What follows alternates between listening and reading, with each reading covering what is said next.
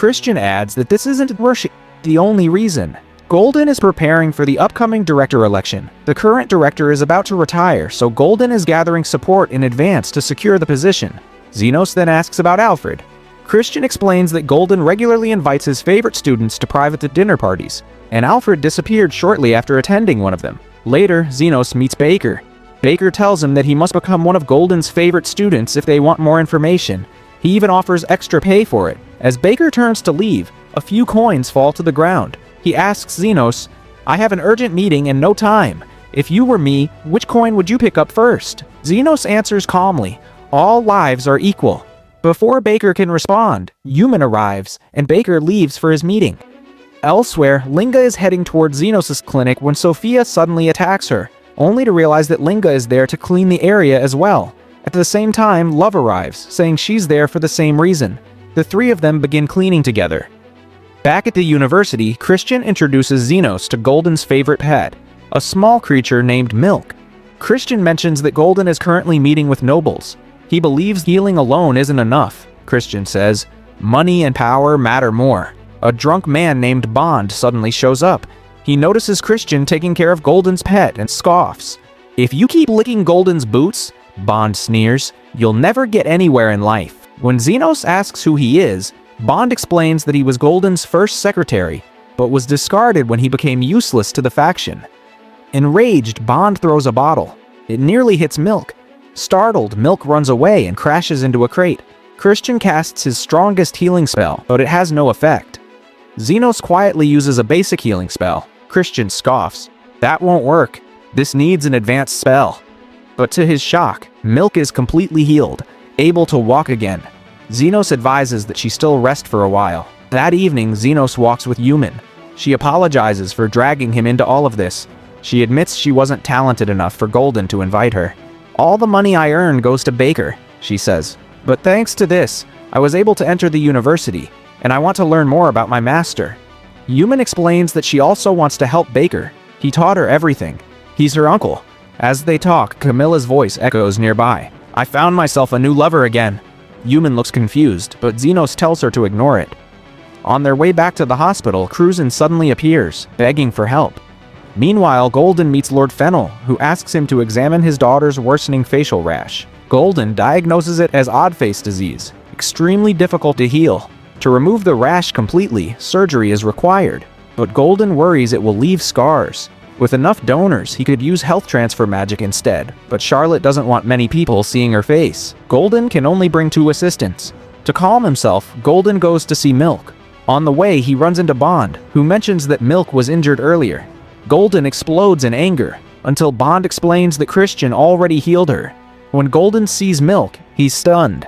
She's completely healed, without even a scratch. Later, Cruzen tells Zenos that he's been assigned to heal Fennel's daughter. The disease has progressed too far.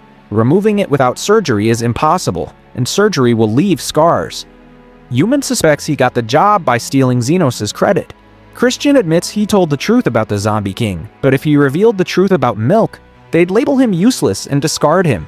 Lily arrives with tea. Christian finds her adorable and jokes that if she's Zenos' little sister, then she's his little sister too. Lily immediately shuts him down. "I don't want a brother like you."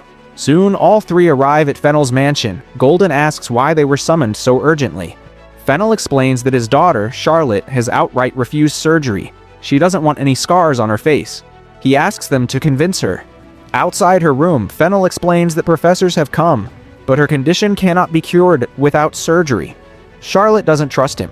He once promised her a gift and never delivered. It was the same mission Baston went on. Christian believes his charm will win her over. He introduces himself as Golden's assistant. Charlotte scoffs. "How dare a mere assistant speak to me?" Humiliated, Christian leaves in tears. Now it's Zenos' turn. "Don't worry," he says casually. "You won't die without surgery. You'll just start looking like an old woman." He turns to leave. Panicked, Charlotte stops him and agrees to talk. Golden confirms Zenos is right. The rash will worsen quickly. Surgery is the only option. But Charlotte refuses, terrified of ruining her beautiful face. Crying, she runs away. Zenos follows her and notices several pet birds in her room. One of them is injured. Charlotte explains she found it in the garden. She believes it will never fly again, just like her, trapped because of her face. "Do you want to be healed?"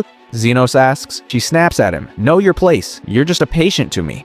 At that moment, the bird spreads its wings and flies. Charlotte freezes. I don't care what the world says, Xenos says calmly. All patients are equal to me. Whether you're a noble's daughter or a neighbor's child, my job is to heal. He asks again, do you want to be healed? Charlotte finally agrees to surgery. They sedate her using Baker's medicine. Golden orders Christian to begin the operation, convinced Christian healed Milk. Xenos notices Christian's hands trembling. He scans Charlotte's condition and points out where the roots of the disease are located. As the surgery progresses, Cruzen realizes the roots are tangled with her facial nerves. Cutting them would permanently damage her face. But Golden orders him to proceed anyway. If the growth isn't fully removed, his reputation will suffer. Christian hesitates. Golden forces him. As soon as the nerves are cut, Golden screams and tells Fennel that his assistant disobeyed orders, damaging Charlotte's nerves. She must be rushed to the Royal Hospital, but her face is now permanently ruined. Xenos steps forward. I can reconnect the nerves. In just a few seconds, he completes the entire procedure. After some time, Charlotte regains consciousness and realizes she has been completely healed. There isn't a single scar on her face. Lord Fennel gratefully thanks Golden and officially decides to support him in the upcoming election. But Charlotte remembers something. During the procedure, she distinctly heard Xenos' voice. She asks about him. Elsewhere at the hospital, Human and Xenos are storing Baker's medicines when Christian rushes in with news. Both of them have been invited to the professor's dinner party. Hearing this, Baker is delighted. Their investigation is finally nearing its end. That evening, everyone arrives at the party. Golden proudly announces that the director will retire next month and the election for the vacant seat will begin soon. Since his faction is the largest in the hospital and Lord Fennel is backing him, he is confident of his victory. Lily is surprised to see that Christian didn't bring anyone with him.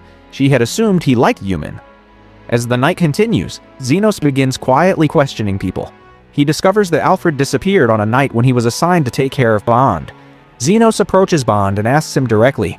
Bond says he doesn't remember much. Admits he liked Alfred. At parties, Alfred was the only one who talked to him. Golden had ordered everyone else not to interact with him. Bond doesn't mind. Thanks to Golden, he's been able to live a comfortable life. Lily asks Bond how he first met Golden. Bond avoids the question and walks away. That convinces Lily. Bond definitely knows something. She deliberately keeps pouring him more alcohol.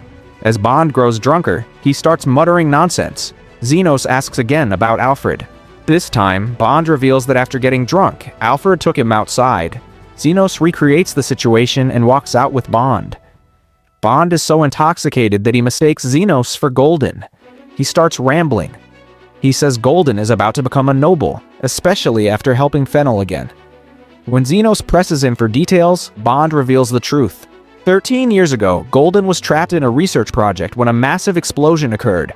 After that incident, everything changed. With Lord Fennel's backing, Golden became a professor, and now he's on the verge of becoming director. Soon after, Bond loses consciousness. Xenos carries him back into the mansion. At that moment, Camilla appears behind them, smiling knowingly. I know exactly what's going on here, she says. Meanwhile, back in the slums, the three girls are waiting for Xenos. Suddenly, a man rushes toward them in panic and says that Sonder has met with a serious accident and that he urgently needs Xenos. But Sophia immediately senses something is wrong. She knows Xenos is working undercover, and this sudden request feels far too convenient. Her expression hardens. This smells like a setup, she mutters. Still, if it really is an emergency, ignoring it could cost someone their life. The girls exchange uneasy glances. Whatever is happening, someone is trying to pull Xenos out of hiding, and that means the enemy is starting to move. She doesn't want to interfere in the situation, but the other two insist. Without Xenos, they won't be able to save Bond. After a moment of hesitation, Sophia finally agrees to look for him. Meanwhile, Camilla tells Xenos the truth. Golden was once nothing more than an ordinary researcher, but everything changed after he supposedly saved a noble's life. Camilla believes the real story is darker. Golden didn't heal that noble at all. Lily comes to the same conclusion. She believes another healer must have saved the noble, and Golden stole the credit. Bond witnessed everything. That's why Golden has been blackmailing him, keeping him silent, and preventing him from talking to anyone. At that moment, Christian arrives. He wants to introduce Lily to some VIPs, hoping to secure her future. But Xenos sees another horrifying possibility. During that explosion 13 years ago, many people were injured. Golden prioritized the noble's life, and sacrifice the others to save Fennel. If he used the injured victim's life energy, then this wasn't just immoral. It was a massive crime. As Zenos steps outside, he sees everyone gathered on the balcony. Yumin is fighting with the guards, trying to get inside. At the same time, Love arrives with Zenos, followed by the other 2 leaders. To Golden, demi-humans are nothing more than lesser creatures. He orders the guards to throw them out, but when the guards attack, Linga strikes first, knocking them all unconscious. The 3 of them make their way into the garden. Sophia falls to her knees before Zenos, begging him to heal Bond. Tears stream down her face as she apologizes again and again. Zenos agrees to help. Golden scoffs, calling him a fool, throwing away his future for demi-humans. But Zenos answers calmly, "I'm a healer. My job is to heal people." He picks up Lily and jumps down from the balcony.